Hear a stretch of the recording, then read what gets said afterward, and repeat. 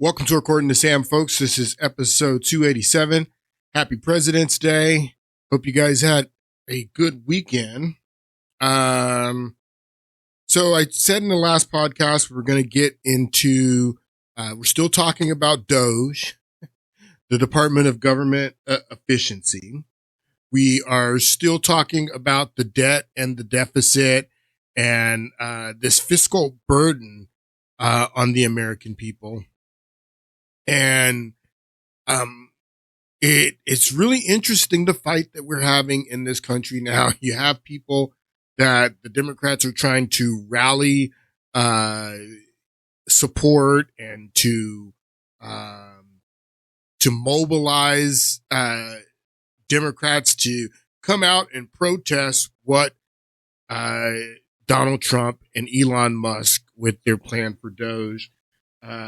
And what they've already been doing, trying to cut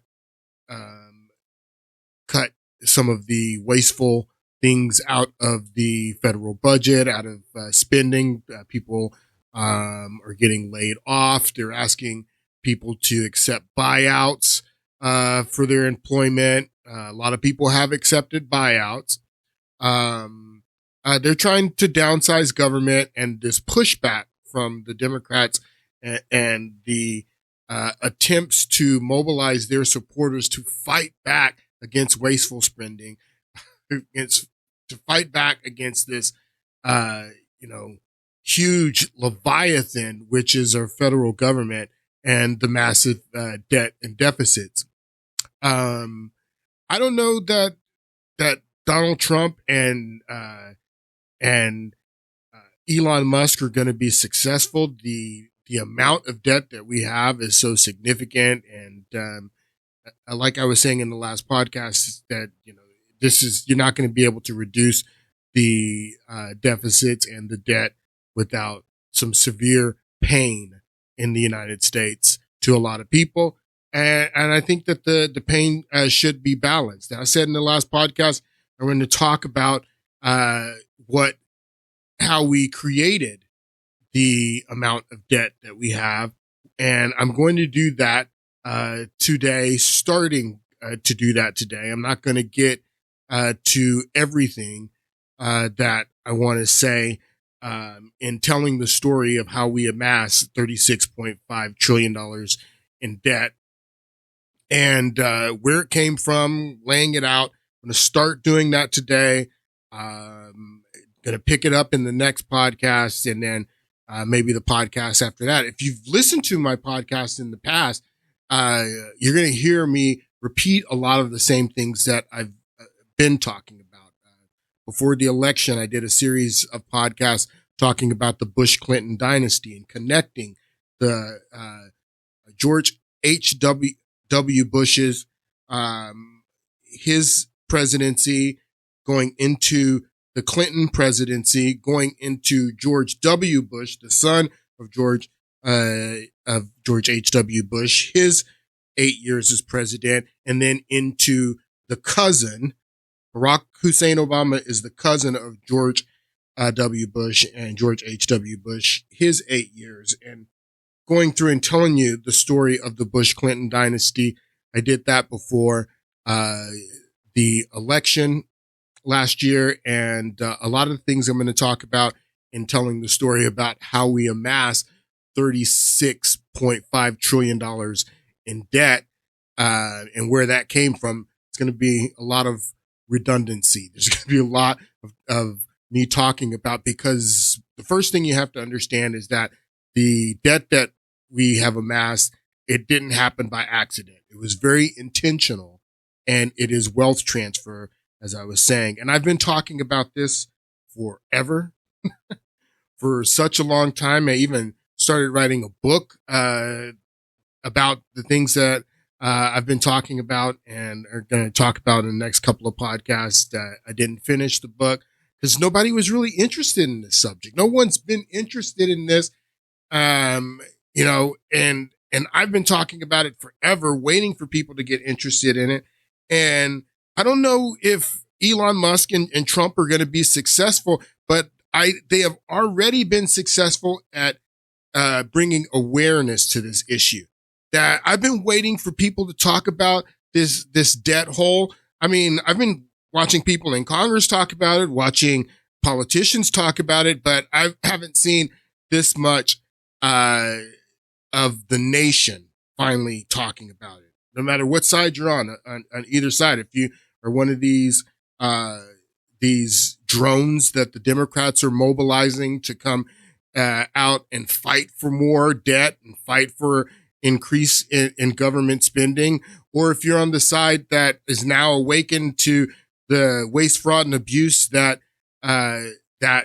Elon Musk and Trump are exposing, there's more awareness. There's more people talking about this, and it's front and center now, and that's never going to go away. More, no matter if Donald Trump and Elon Musk are successful or not in actually reducing the debt and deficit and doing what they want to do and cutting $2 trillion out of the debt, no matter if they're successful or not, they've already been successful in bringing the awareness. And for that, I think that it's great as someone who's been talking about this for a long time. Now, the resistance is getting a little bit bigger. The mobilization that the Democrats are attempting to do, their crowds are getting a little bit bigger. This is today in Washington. It is a holiday. Most of these cuts are affecting people in the DC area who live in Maryland, who live in Virginia. If you live there and you're part of this government bureaucracy and you're being cut, this affects you. So it's not surprising that in Washington, DC, on a federal holiday, that they would have a little bit larger crowds. But these are the crowds from today. Take a listen. A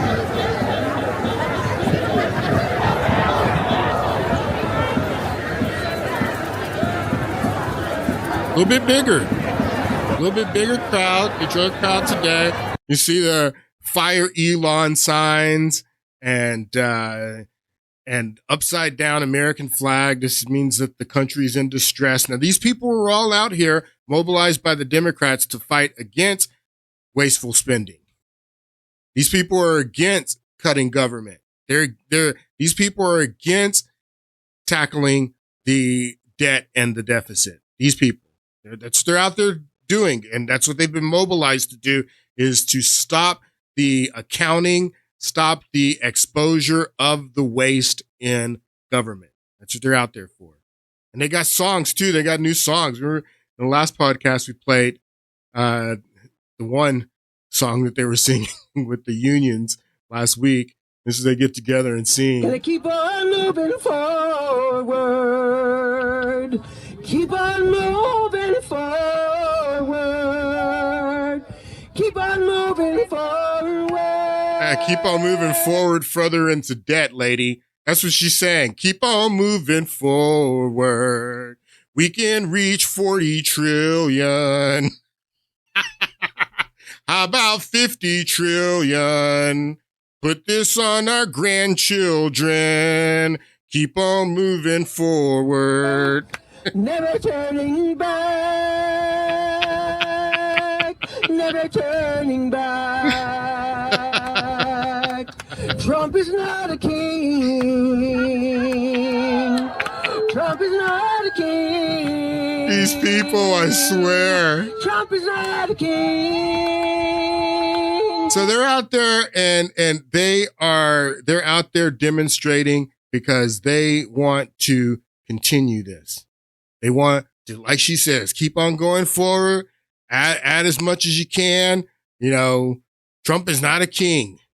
Let's see if we can reach 100 trillion in debt. People, this is a serious issue. This is a serious issue.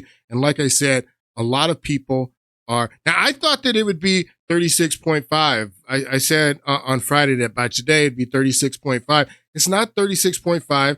It's still, it's almost 36.5. We're $8 billion away. But look here, DOGE has saved us over 106 billion so far. So if it wasn't for DOGE, we would have easily hit 36.5, which we will be. I would suspect by tomorrow this time that it'll be 36.5. So that's the number we're going to use. $36.5 trillion in debt. And like I was telling you, that MAGA it now, the young generation, they're starting to wake up.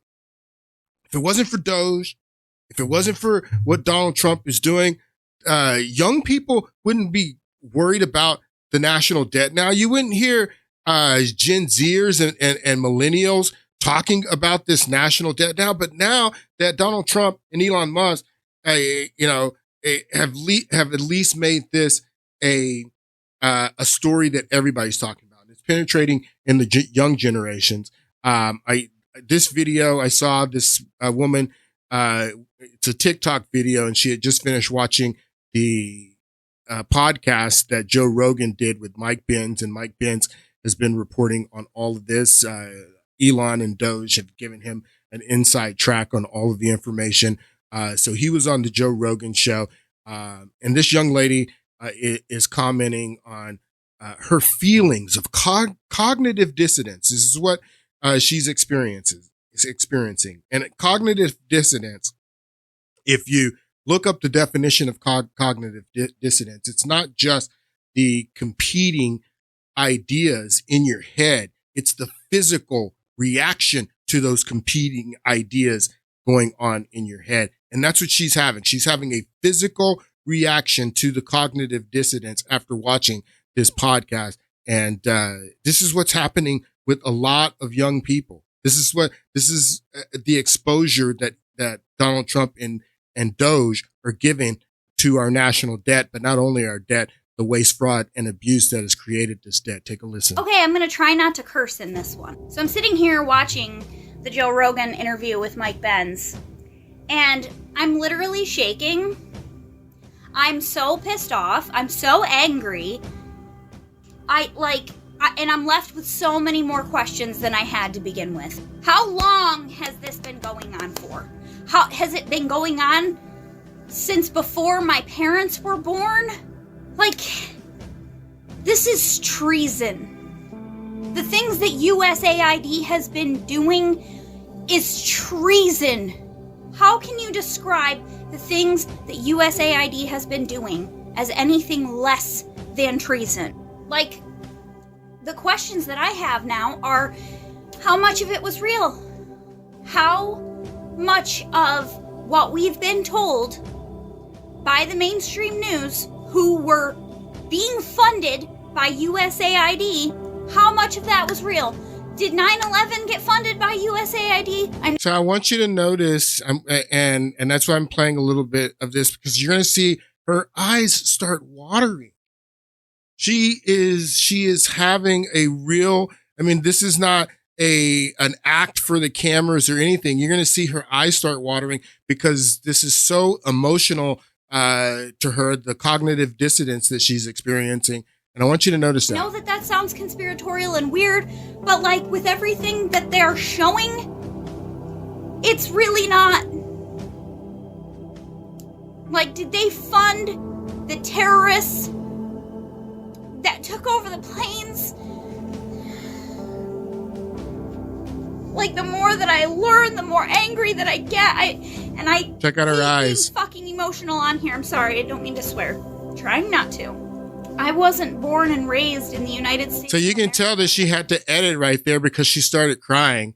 So she had to. You can see the cut where she starts crying, and then she had to edit that out and have to restart it. I wasn't born. So you see the cut there.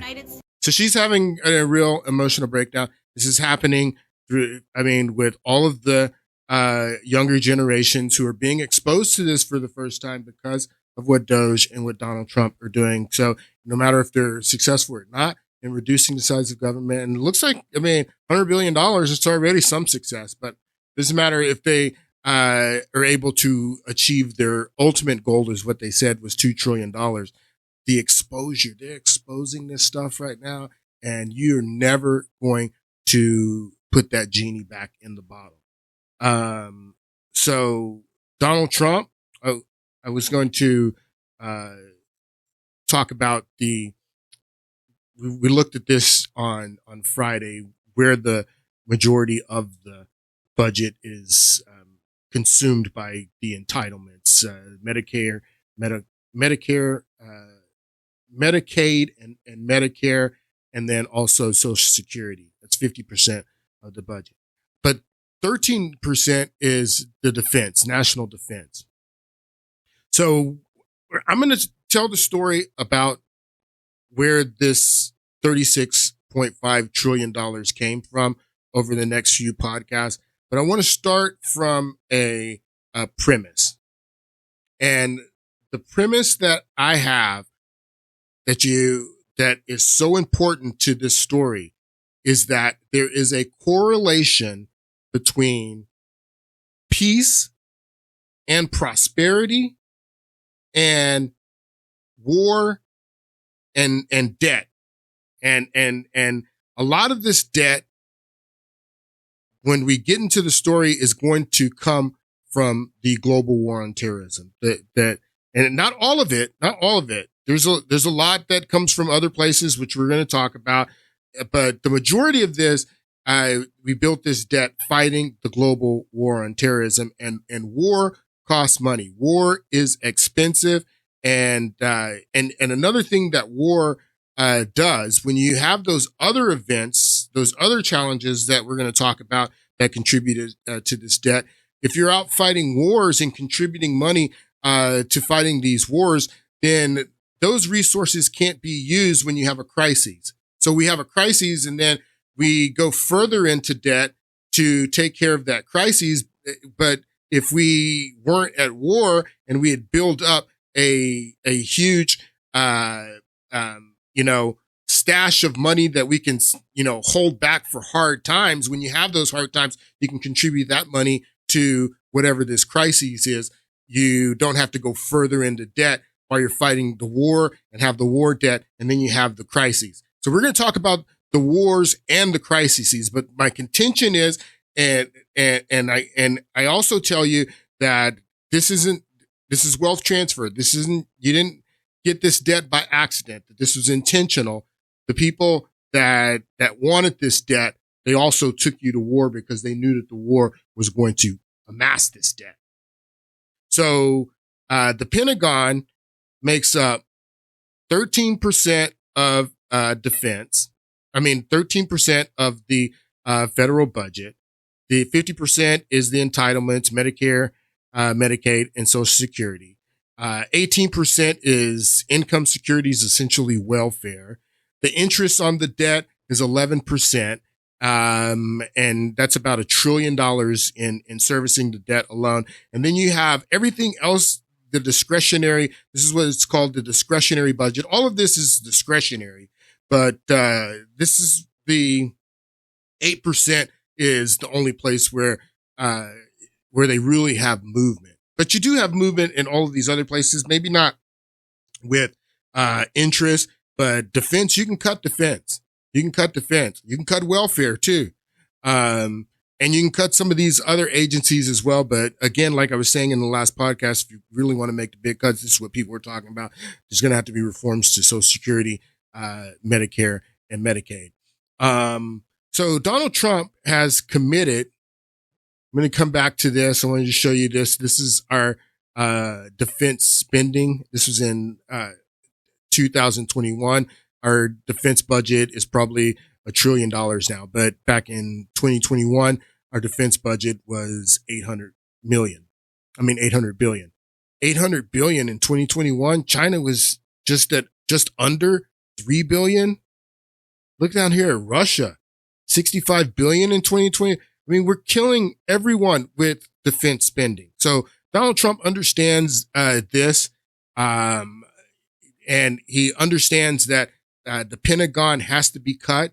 This is a place where he's going to find more fight within his own party, because there's a bunch of rhino, neocon defense hawks who are funded by the defense establishment. And you remember what Eisenhower warned us about, that in the councils of government, we must guard against the acquisition of unwarranted influence of the military industrial complex. Well, in the councils of government, we have the influence of unwarranted influence of the military industrial complex. And these military industrial complexes and industries are funding a lot of Republicans and Democrats too.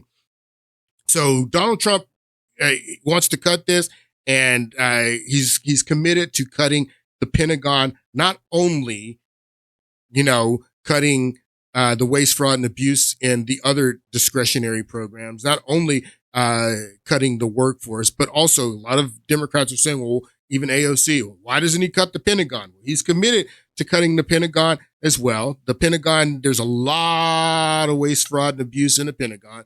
Pentagon has failed every audit that they have had since 2000. And 2000 was the last year that we had a balanced budget, and they have failed every single audit. There's so much waste, fraud, and abuse in the Pentagon. And I believe that Donald Trump's going to get the most pushback from his own party. But he's also getting a little pushback from Democrats as well. I mean, I haven't seen a lot of them come along and champion going in and auditing the Pentagon and cutting waste, fraud, and abuse in the Pentagon. I've only seen this. I've seen the crowds. Like, do any of these people believe in cutting Pentagon spending? I'm wondering, all these people that are out here, do they believe in cutting Pentagon spending, that are out here saying Trump isn't president or Trump isn't king, and fire Elon and get rid of DOGE, keep government the size that it is? These people agree with cutting the Pentagon? I wonder.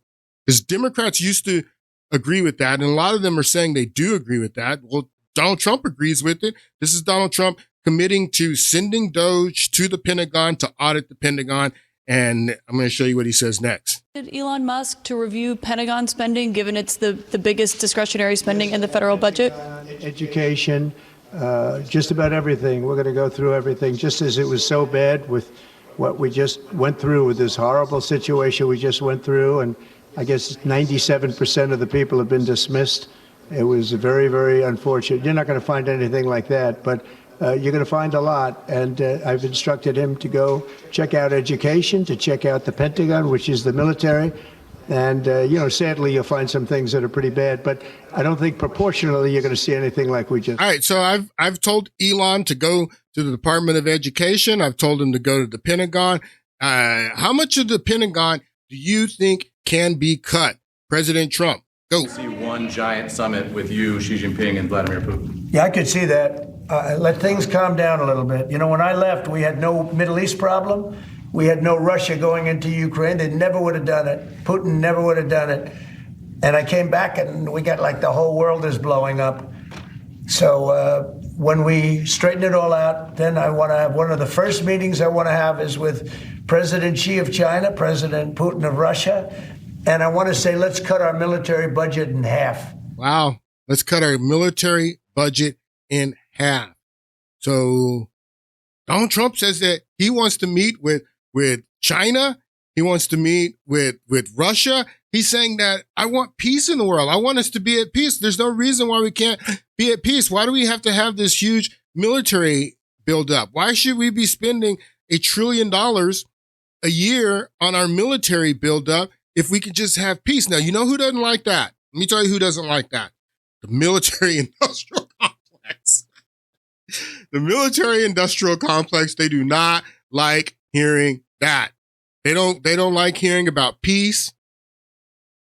They do not, because peace, there's no money in peace.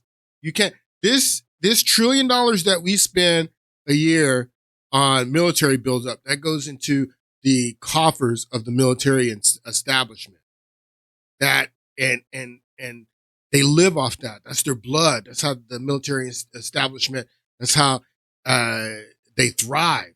By war. You need war. And Donald Trump says, I want to cut this in half. He'll get the same thing that JFK got when JFK tried to make peace with Khrushchev. He'll get the same thing. You go and you listen to the speech that JFK does at the American University just a few weeks before he's assassinated. Talks about how the Russian people or people just like us, they just want peace, like we want peace, and how we need to try to make peace with them. You saw what happened to JFK.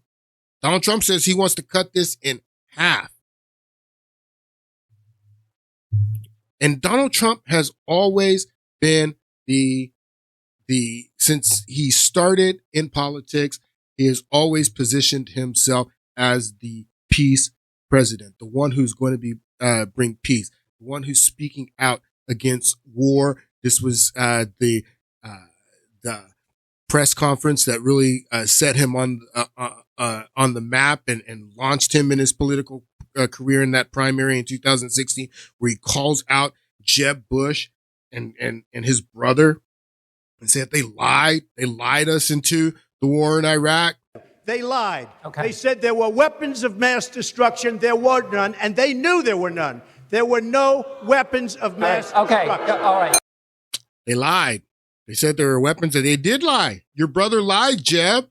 They lied to take us to war. They wanted to take us to war. We're going to get into what your brother did. Because $5 trillion of this was just blown up in Iraq. Just blown up. I'm going to show you exactly how they did it. But they lied. They lied. They took us to war in Iraq and added $5 trillion to this. Not even counting the many lives that were lost. This is Donald Trump right before the election in November, where he says that I want to bring peace. I want to bring peace. I want to stop wars. I want to stop the war in Ukraine with Russia. I want to stop what's happening in Israel. And it's so interesting if you see what's going on with these turncoats in Congress. A lot of these senators that are over in Munich right now, where Donald Trump is actually trying to keep this campaign promise to stop the war in Ukraine, and he's getting pushback from all these war hawks that want the war to continue. Members of his own party that are trying to undermine him over in Munich because he wants to bring peace. They want the war to continue, and he's committed to peace. One more here. This was in his first administration. This is something that Donald Trump says, and it's very consistent with who he's always been. And I want to bring peace. I want to negotiate peace. I want peace in the world. I don't want us to be fighting. I don't want us to be escalating things. I want peace. And I believe that he wants peace because that's just, it's better for the world to be at peace. But I think that he also understands the huge fiscal costs, not only the fiscal costs, definitely not only the fiscal costs as you're going to see in the clip that I'm getting ready to play, but also the cost in blood. And that's what he's talking about here. The hardest thing I have to do is signing those letters. That's the hardest thing I have to do. And each letter is different. We make each letter different. And last week I signed 5 of them for Afghanistan, 1 in Iraq, 1 in Syria from 2 weeks ago. And sometimes I call the parents. Sometimes I see the parents. I go to Dover when I can, but it's so devastating for the parents that, it's so devastating. When they bring that boy or young woman out of the back of those big, powerful planes in a coffin, and the parents are there. We have people that do that. That's what they do. They work that. They accommodate everybody. That's what they do. They do an incredible job. And I said, the parents seem to be okay. I'll get there early. The parents seem to be okay. Well, actually, sir, they aren't. No, the way they're talking, they're really okay, aren't they? Sir, you never know until the back of that massive cargo plane opens up and they walk down holding a coffin with 4 or 5 great soldiers on each side of it representing our various forces. that you never know. And then I see it, and I see people that were smiling, oh, Mr. President, thank you for being here, thank you for being here, and I think they're doing great. And then 20 minutes later, we'll be outside when that big plane pulls up, and that door comes down, and they are walking the coffin with their boy inside this coffin with an American flag over the top, and they're walking that coffin down this ramp. And I've seen people that I thought were really incredible the way they would. I didn't even understood how they could take it so well. Scream like I've never seen anything before. Sometimes they'll run to the coffin. They'll break through military barriers. They'll run to the coffin and jump on top of the coffin, crying, mothers and wives crying desperately. And this is on these endless wars that just never stop. And there's a time and there's a place, but it's time to stop. All right. So we're going to start talking about how we amassed $36.5 trillion. We've amassed 31 of this $36.5 trillion in the past 25 years.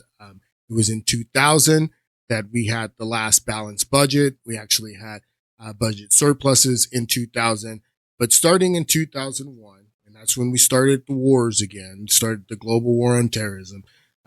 We started deficit spending, and we've been deficit spending for the past 24 years.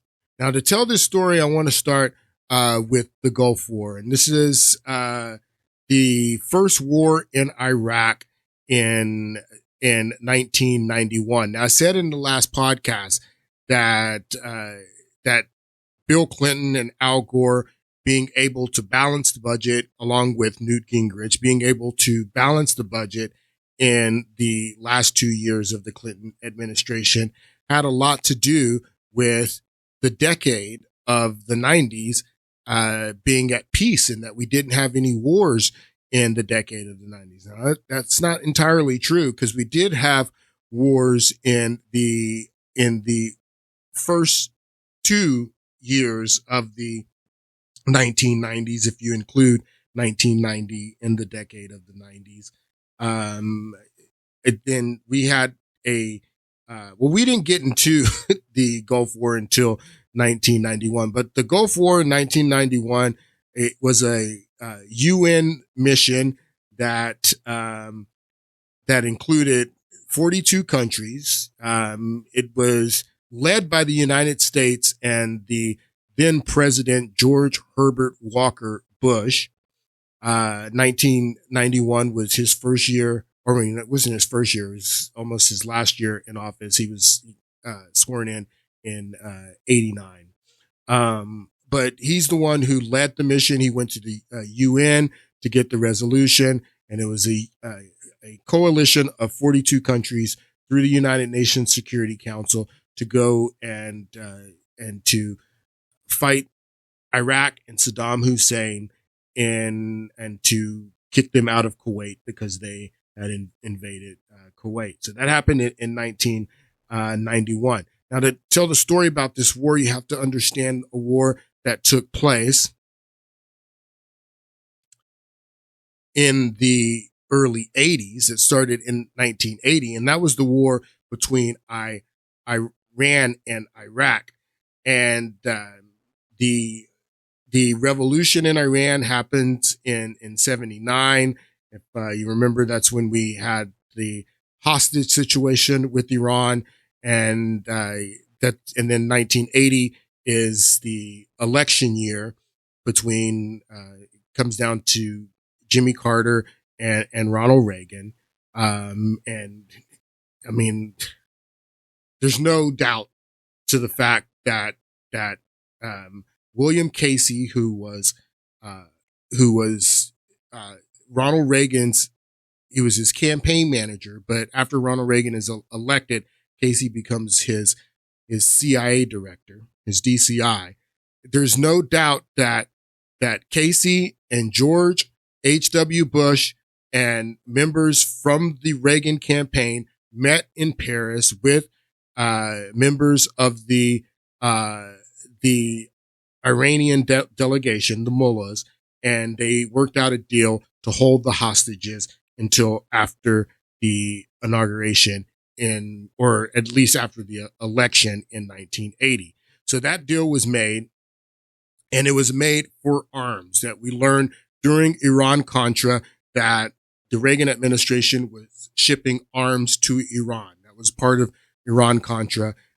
So in this war in the 1980s, because of the deal that the Reagan administration or the Reagan campaign had made with the mullahs to hold the hostages for arms, and then when Reagan is elected, they start shipping the arms to Iran. Because of that deal, then that meant in this war in the 1980s that between Iran and Iraq, that the United States, the Reagan administration, was supporting and sending arms to both sides. We were sending arms to Iran because of the deal that was made to hold the hostages until after the 1980 election. And that all came out in Iran-Contra. That's why Iran-Contra is Iran-Contra, because we learned that the Reagan administration was sending arms to Iran. And we were also sending arms to Saddam Hussein. And though we were supporting with arms both sides of this war, the Reagan administration favored Iran favored Iraq, and they wanted Iraq to win the war because they didn't want the Islamic Revolution to spread out of Iran. And that's why Saddam Hussein was actually fighting Iran as well, is because, Saddam Hussein didn't want the teachings of the revolution from Iran and the Ayatollah to spread, particularly into his country and Iraq, because the majority of the people in Iraq were Shia Muslims. And Saddam Hussein was a Sunni Muslim. The Ba'athist Party, that the minority that led there in Iraq, they were Sunni. And so Saddam Hussein, he felt like that he was fighting this war, which they've been fighting. The Sunni and the Shia have been fighting since the 8th century. And one of the holiest sites for Shia Muslims is actually in Iraq, in Najaf, where Ali is the blood relative of Muhammad. That when Muhammad dies, that there was a sect that believed that Ali should succeed Muhammad, and then Muhammad's second in command, Abu Bakr, he basically commands the forces of Islam after Muhammad dies, and that's what creates the sects between the Shiites and the Sunni, and they've been fighting. A lot of this that goes on in the Middle East are sectarian battles that go back, hundreds of years. So that's what this was. That when the Islamic Revolution happens, the people of Iran are mostly Shia Muslims. The people of Iraq are mostly Shia Muslims. And the last thing that Saddam Hussein wanted was for the revolutionary ideas in Iran to spread into Iraq and to spread throughout all of the Middle East. So he felt that he was fighting for, even though Saddam Hussein is not a religious person, at all. He's definitely not like a religious fundamentalist at all, but he's a Sunni Muslim, and he felt that he was fighting for Sunni Islam against the Shiites. And so he felt that all the other Sunni Muslims that were in that region, that he was protecting them because they didn't want Shia Islam to spread and the forces of Iran and the Ayatollah to spread into their regions as well. So Iraq felt that they were doing a favor for all of the Sunnis. And we favored Saddam Hussein in that war. Although we were supporting both sides, we wanted Saddam Hussein to win because the United States didn't want the spread of the revolution that was happening into Iran to spread any further. So we supported Saddam Hussein. This is Don Rumsfeld. Don Rumsfeld is a private citizen. When he goes to Iraq, when the Reagan administration sends him to Iraq to advocate for the interests of the United States. This is when they first meet. This is a very famous video. This is Saddam Hussein meeting Rumsfeld. Now, he's a private citizen. He's not a member of the Reagan administration, but the Reagan administration puts together an envoy to go to Iraq while Iraq is fighting Iran to basically state the interests of the United States. And we were funding both sides, or supporting both sides with arms. We were giving Iran side arms, and we were giving Saddam Hussein arms. That's why in 2003, when George W. Bush starts making the accusations of weapons of mass destruction and all these weapons they had, we knew exactly what they had.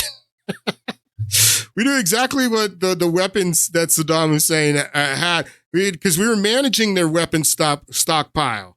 We knew the chemical, biological, all the weapons that they had. We also knew that Saddam Hussein had destroyed them after the Gulf War, as the UN had mandated. But he wasn't letting inspectors in. I get it. Let's read a little bit of this. It says, when Rumsfeld visited Baghdad in December 20th, 1983, he met with Saddam Hussein in Saddam's palace and engaged in a 90-minute discussion with him. They largely agreed on imposing Syria's occupation of Lebanon. Hold on, I think it's up here. Let's start with this paragraph. During his business career, this tells the story about how he was a private citizen, and Reagan created this envoy, including Don Rumsfeld. Now, Don Rumsfeld, just so those of you who don't know, Don Rumsfeld is going to be the Secretary of Defense under George W. Bush's administration when we start talking about, the real buildup here of this debt. When we start getting into that, you need to understand that Don Rumsfeld, who was there in the 1980s, was the envoy for Ronald Reagan to Iraq, that he's going to be George W. Bush's Secretary of Defense. So just hold on to that. During his business career, Rumsfeld continued part-time public service in various posts. In November 1983, Rumsfeld was appointed special envoy to Middle East by President Ronald Reagan at a turbulent time in modern Middle Eastern history, when Iraq was fighting Iran in the Iraq-Iran War. The president of the United States, or the United States, wished for Iraq to win the conflict. And so I was telling you that the United States wanted Iraq to win, even though the United States was sending weapons to both Iran and Iraq. The United States wished for Iraq to win the conflict, and Rumsfeld was sent to the Middle East to serve as a mediator on the behalf of Ronald Reagan. When Rumsfeld visited Baghdad in December of 1983, he met with Saddam Hussein at Saddam's palace and engaged in a 90-minute discussion with him. They largely agreed on opposing Syria's occupation of Lebanon, preventing Syria and Iranian expansion. Why? Because in Syria, the leaders in Syria up until recently have been Shia Muslims. And so that's why Iran and Syria have been so closely connected, because they're both ran by Shia. So this is all going back to this sectarian war. The war in Syria to oust Assad, it was carried out by Sunnis, and Sunnis were fighting the Shia leadership there. So all of this is this sectarian war that goes back hundreds of years, okay? Preventing Syria and Iranian expansion and preventing arms sales to Iran, even though we were sending arms to Iran. Rumsfeld suggested that U.S.-Iraq relationships could improve. The U.S. Might support a new oil pipeline across Jordan, which Iraq had opposed, but was now willing to reconsider. All right. I think that's all I wanted to point out about that. Now in 1988 is when this war ends, and the war between Iraq and Iran, this one, ends in 1988. And in 1988, or 1989, January of 1989, is when George H.W. Bush becomes president. He's sworn in January of 1989. Just a few months after the war in Iran and Iraq between Iran and Iraq is over. This war ends between Iran and Iraq as a stalemate. They just agree to quit fighting. They're not going to fight anymore. There's been 8 years of fighting, too much death, too much destruction. It ends in a stalemate. Let's just quit fighting. Saddam Hussein doesn't win, even though the United States wanted them to win the war. And the United States wanted them to continue the war. But the two sides agreed to stop the fighting in 1988. George H.W. Bush becomes president just a few months after the war between Iraq and Iran are over. But if you understand that Ronald Reagan was already deteriorating with Alzheimer's towards the end of his presidency. So George Bush was actually running things even at this time, quite frankly, in the last months of the Reagan administration. So he becomes president in January of 1988. And his secretary or his ambassador to Iraq, George H.W. Bush, when he becomes president in 1989, his ambassador to Iraq is this woman, and her name is April Gillespie. April Gillespie, this is her. Catherine Gillespie is an American former diplomat and senior member of Foreign Services, best known for her events leading to the Gulf War. April Gillespie. So who's April Gillespie? This is her with Saddam Hussein. She's the ambassador to Iraq for George H.W. Bush. April Gillespie. So I want you to take a listen to this clip and what they say in this clip about the beginning of the Gulf War when Saddam Hussein, when he invades Kuwait, and then George H.W. Bush goes to the UN Security Councils, gets a resolution so he can go and fight Saddam Hussein. Now, Saddam Hussein, for the past decade, has been basically our ally. We've been arming him to fight Iran. We've been looking the other way when he uses gas against Iran. And we've supported him in his fight against his neighbor. Okay. Iran is Iraq's neighbor to their east. Kuwait is the neighbor to the south. You've been supporting me for the last decade while I'm fighting my neighbor to the east. Why are you putting up a fight now that I'm invading my neighbor to the south? What's going on? I thought we were friends, is what Saddam Hussein is thinking, as you're going to see here, was what Saddam Hussein is thinking when he invades Kuwait. He didn't know there was going to be a problem with his friends, the Americans, but there was a problem. When he invades Kuwait, his former friends, the people who were just supporting him a few months ago, they go to the UN, they get a resolution, and then they come and create this huge coalition, this force to come and kick Saddam Hussein out of Kuwait.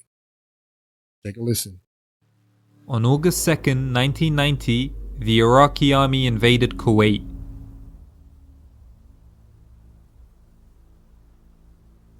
Eight years of war against Iran had hardened the Iraqi military into a formidable force.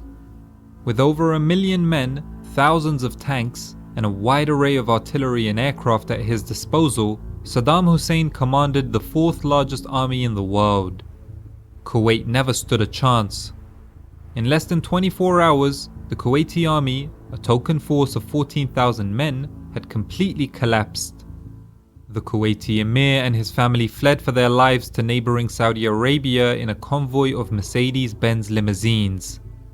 In one swift stroke, Saddam had returned the branch to the root. annexing the 19th province and gaining direct control of over 20% of the world's oil supplies. From his palace in Baghdad, the dictator was jubilant, but his invasion of Kuwait would not go unanswered. The international community was outraged. Within a matter of hours, the United Nations had passed a resolution calling for the unconditional withdrawal of Saddam's army from Kuwait.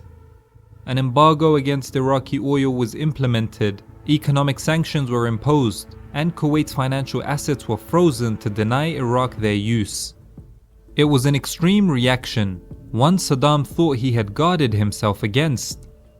A week before the invasion, he'd met with the US ambassador to Iraq. It was an extreme reaction, is the way they say in this video, that the reaction by the international community, the reaction by the Bush administration was extreme, especially given the facts that the United States had just finished supporting Iraq in their war against Iran. Most of the weapons that Iraq was using to invade Kuwait, we gave to them. It was an extreme reaction, is what they say. It was an extreme reaction, one Saddam thought he had guarded himself against. A week before the invasion, he'd met with the US ambassador to Iraq, April Gillespie, to gauge what America's response would be to a potential attack on Kuwait. Gillespie had told Saddam that the United States had no opinion on Arab-Arab conflicts, which he interpreted as a subtle nudge that an invasion would not result in any serious response. Do you understand what they're saying? That Gillespie, in meetings with Saddam Hussein is telling Gillespie that I'm going to invade Kuwait. He lays out the whole case for why he wanted to invade Kuwait, what Kuwait had done, the debts that he felt that he had amassed in fighting the war with Iran, that he felt that Kuwait should forgive those debts because he felt that he was a buffer for Iran, that if it wasn't for him, that Iran would come and take over Kuwait themselves. So, I mean, these were all the justifications that he gave to Gillespie. And Gillespie told Saddam Hussein that the Bush administration didn't care about what went on with Arab affairs, is basically what she told him. She told him, basically gave him the green light to go ahead and invade Kuwait. The United States had no opinion on Arab-Arab conflicts. That's what she told him. The United States has no opinion on Arab and Arab conflicts. That's Arab on Arab beef. I'm out of it. You guys are Arabs. That's y'all's beef. If you want to invade Kuwait, go ahead, is what Gillespie told Saddam Hussein, gave him the green light. Well, in 1992, the war in Iraq, the first Gulf War, doesn't last very long. Doesn't last very long at all. We get into the war January 1991, and by February of 1991, the war's already over. The amount of power and might and ability to win war that the United States was able to demonstrate in the Gulf War, it surpassed anything that any other nation was able to do at this time. And it didn't last very long, just a little bit under 2 months is how long. Once we got involved in the war ended. So that's February of 1991. And then next year is an election year, 1992.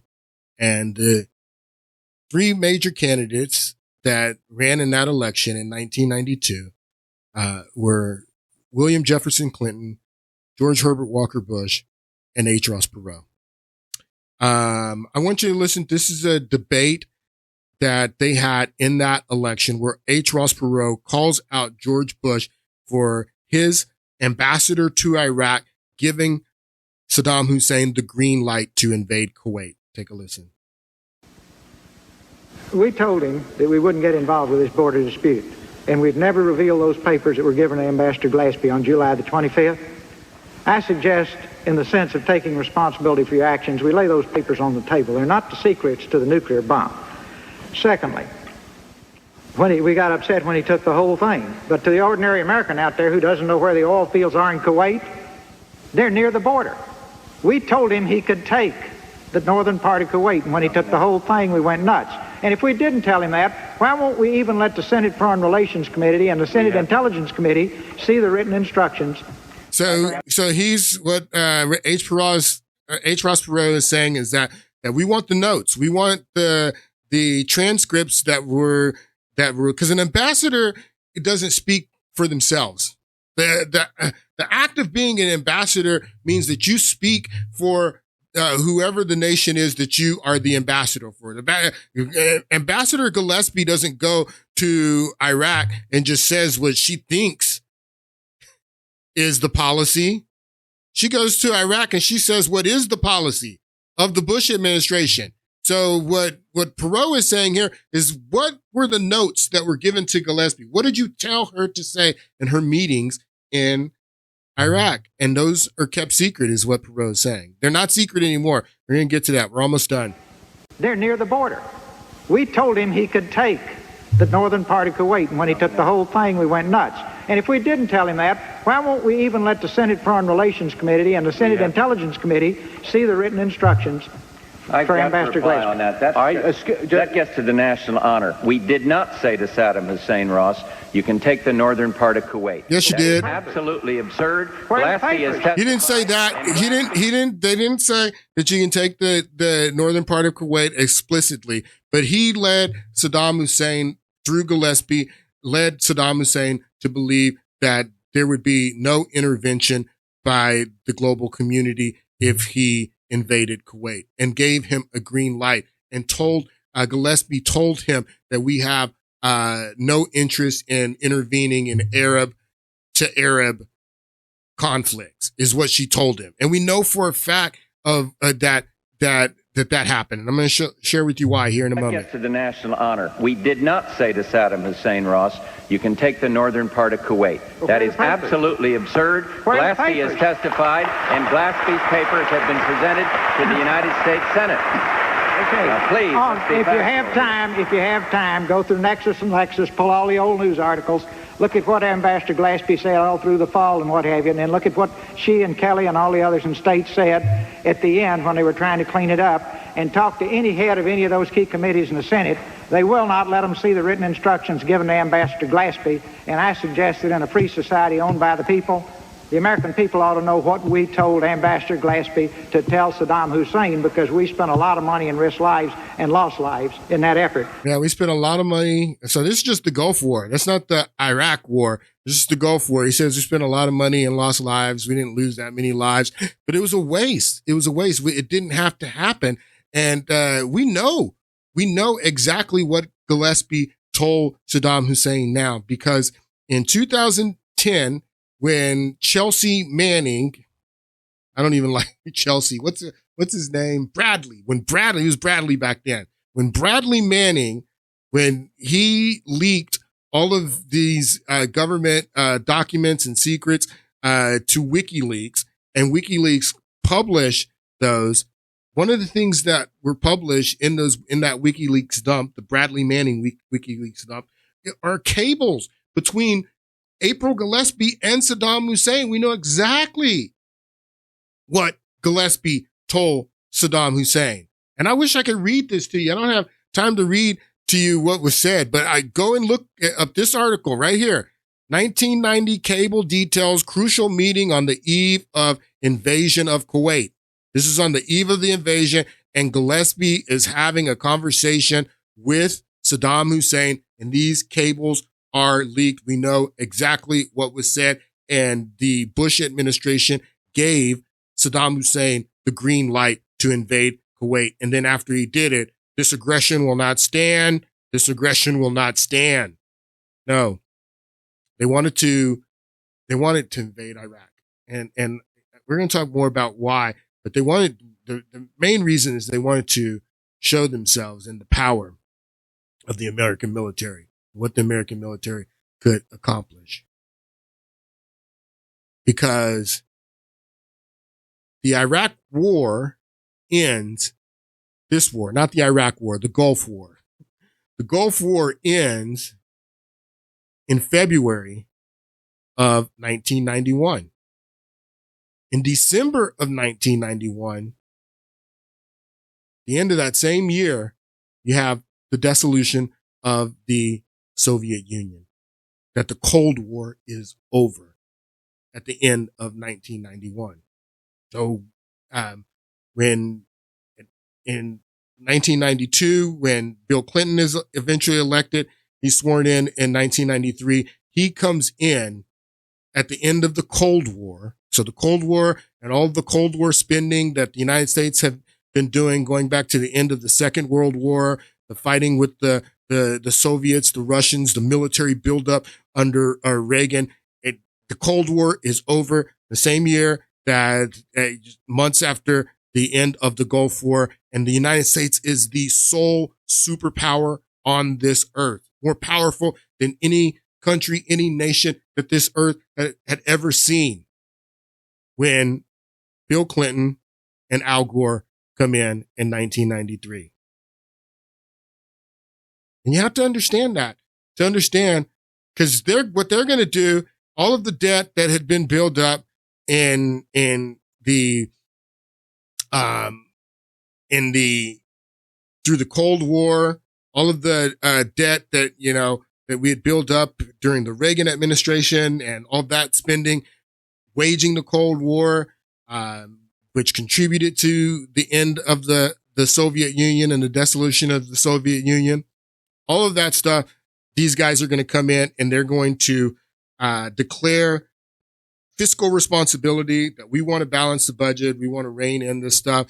They do a lot of stuff that DOGE is doing right now. A lot of stuff that DOGE is doing right now, these two. We're going to get into this in the next podcast. We're going to pick up with the Clinton administration, 1993, what they're faced with, how they tackle it, what policies they implement. They close a lot of agencies. Look at this. This says that the cut of federal workforce by 377,000 employees using buyouts and early retirements. This is the Bill Clinton. Bill Clinton did this, and Al Gore. During the Clinton presidency, federal workforce was reduced by 377,000 employees. The biggest cut since World War II. They were able to do that. There was no more war. We were the sole superpower. There weren't really any enemies. They have to create. I'm going to show you how they created an enemy, because there was no nation that can compete with us. There were no enemies at all. That's what these guys came in on. And they were able to balance the budget. They were definitely able to balance the budget. This chart, we'll pick this up again on the next podcast, but this chart shows every single color and block is $1 trillion added to the national debt. And you'll see it starts here. This chart starts in 1996 during the Clinton administration. And it took 7 years to amass $1 trillion in debt. And then from 2002 to 2004, it only took 3 years. And then now, you see here, we're adding $1 trillion to the national debt every 120 days. That's what this chart shows. It starts here at the Clinton administration in 1996, is because this is when those fiscal policies by the Clintons in the Clinton administration starts to set in. Like I said, we're going to pick this up in the next podcast. We're telling the story of how we amassed this $36.5 trillion in debt. And I think it's important to understand, now that we're focused on this and we want to tackle it and do something about it, I think it's important to understand where it came from. How did we amass that much debt?